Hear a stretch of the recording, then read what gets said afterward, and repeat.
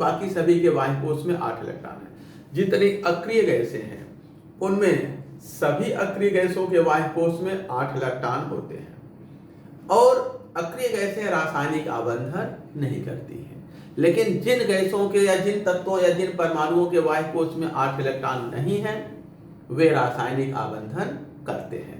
तो देखा जाए, फिर से देखें, अक्रिय गैसों को देखें, हीलियम को छोड़ करके उसके बाह्य कोश में 2 इलेक्ट्रॉन होते हैं, बाकी सभी में 8। तो जिन गैसों के बाह्य कोश में, जिन तत्वों के बाह्य कोश में 8 इलेक्ट्रॉन है, जैसा कि अक्रिय गैसों में देखते हैं, वे रासायनिक आबंधन नहीं करते हैं। लेकिन जिनके बाह्य कोश में 8 से कम इलेक्ट्रॉन है वो रासायनिक आबंधन करते हैं। उसी के आधार पर अष्टक नियम का कोसल एंड लीविस ने प्रतिपादन किया। इन्होंने बताया कि कोई भी तत्व रासायनिक आबंधन अपने बाह्य कोश में 8 इलेक्ट्रॉन अथवा अष्टक पूरा करने के क्रम में करता है और तब तक रासायनिक आबंधन करता रहता है जब तक कि उसके बाह्य कोश में 8 इलेक्ट्रॉन न आ जाए। तो अष्टक नियम क्या कहता है? इस नियम के अनुसार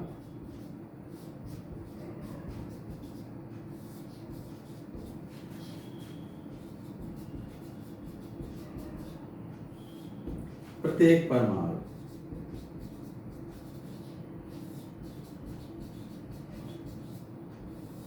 अपने बाह्य कोश में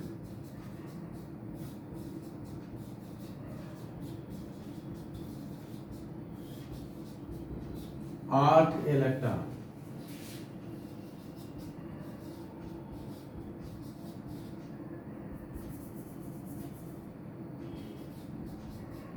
प्राप्त करने के लिए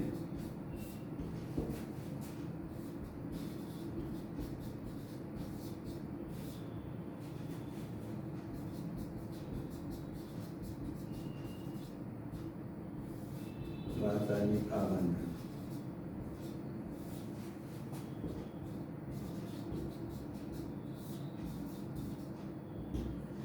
प्रत्येक परमाणु अपने बाह्य कोश में 8 इलेक्ट्रॉन प्राप्त करने के लिए रासायनिक आबंधन करता है, ठीक ना? और तब तक आबंधन करता है जब तक कि 8 इलेक्ट्रॉन पूर्ण न हो जाए, ठीक? तथा तब तक आबंधन करता है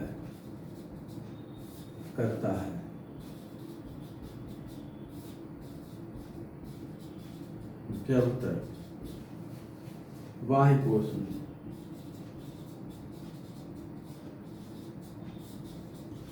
8 इलेक्ट्रॉन न हो जाए।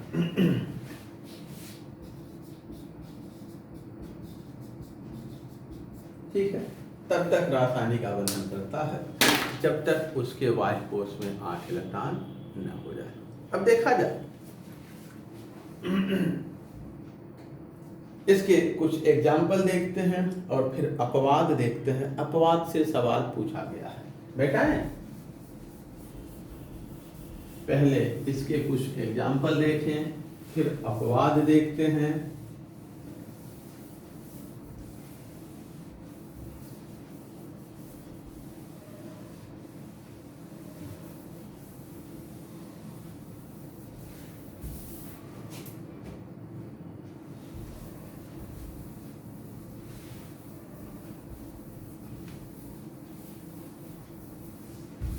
देखते हैं पहले जो है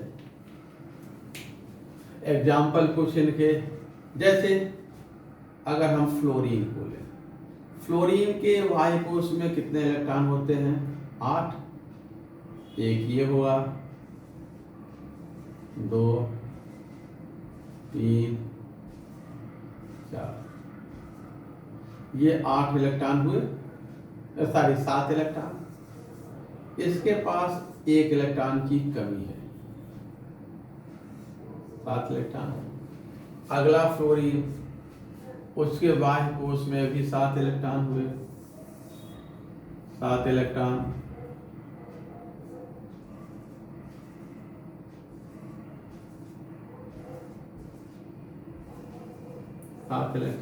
ठीक है। अब अगर ये एक इलेक्ट्रॉन की साझेदारी कर लें तो इनके बाह्य कोश में 8 इलेक्ट्रॉन हो जाएगा। अब ये 8 इलेक्ट्रॉन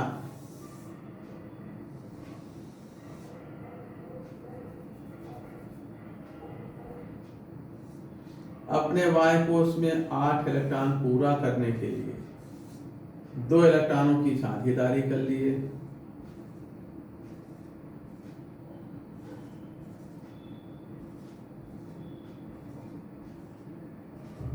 ठीक है ना। अब यहाँ देखिए कितने इलेक्ट्रॉन हो गए, 8 इलेक्ट्रॉन, और इसमें भी कितने हो गए, 8 इलेक्ट्रॉन। 2 इलेक्ट्रॉन दोनों में कॉमन हो गए, इसके भी ऑर्बिटल में हो गए, इसके भी। इस प्रकार से जो है 8 इलेक्ट्रॉन यहाँ प्राप्त हो रहा है, अष्टक पूरा हो गया। दूसरा एग्जाम्पल देखिए, जैसे हम NaCl को लें, सोडियम और क्लोरीन। सोडियम में जो है पहले में 2 इलेक्ट्रॉन, दूसरे में 8, तीसरे में 1।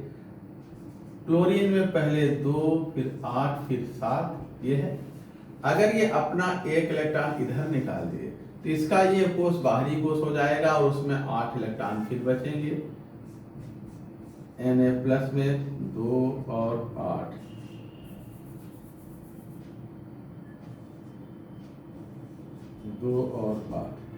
Cl- में 2, 8, 8। ठीक है। अब इसका भी बाह्य कोष में 8 हो गया, इसका भी बाह्य कोष में 8 हो गया, और ये दोनों जो है अब ये जुड़ करके मिल करके NaCl का निर्माण करते हैं। ठीक ना, ये कोई दिक्कत?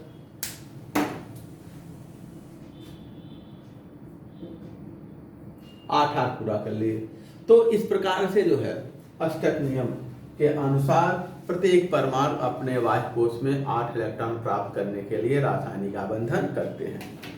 इसी प्रकार से अगला एग्जाम्पल देखिए, एक और फिर आगे बढ़ते हैं। जैसे अमोनिया में हम नाइट्रोजन को लें तो नाइट्रोजन के पास केवल 5 इलेक्ट्रॉन होते हैं। नाइट्रोजन के पास केवल 5 इलेक्ट्रॉन होते हैं, और नाइट्रोजन जब जो है नाइट्रोजन के पास 5 इलेक्ट्रॉन है, यह एक हाइड्रोजन से जुड़ता है तो इसके पास अब जो है 6 इलेक्ट्रॉन हो गए। फिर अगले हाइड्रोजन से जुड़ता है, अगले हाइड्रोजन से जुड़ा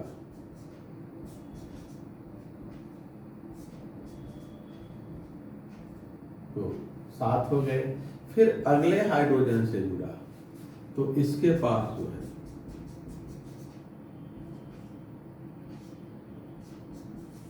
8 हो गए। 2 ये थे, 2 यहाँ, 2 यहाँ और 2 यहाँ। इस प्रकार से ये आबंधन करता गया। जब 8 इलेक्ट्रॉन हो गए तब ये बांड बनाना रोक दिया, अन्यथा बांड बनाता ही जा रहा था, बनाता ही जा रहा था। ठीक है। जो छोटे परमाणु जैसे हाइड्रोजन, वो हीलियम के बराबर इलेक्ट्रॉन प्राप्त करना चाहता है, यानी 2 इलेक्ट्रॉन हो गया तो अक्रिय गैस विन्यास उसमें मिल गया और वो फिर आगे आबंधन रोक देता है। लेकिन उसके बाद जो द्वितीय आवर्त और आगे के तत्व हैं वो 8 इलेक्ट्रॉन पूरा करने का प्रयास करते हैं।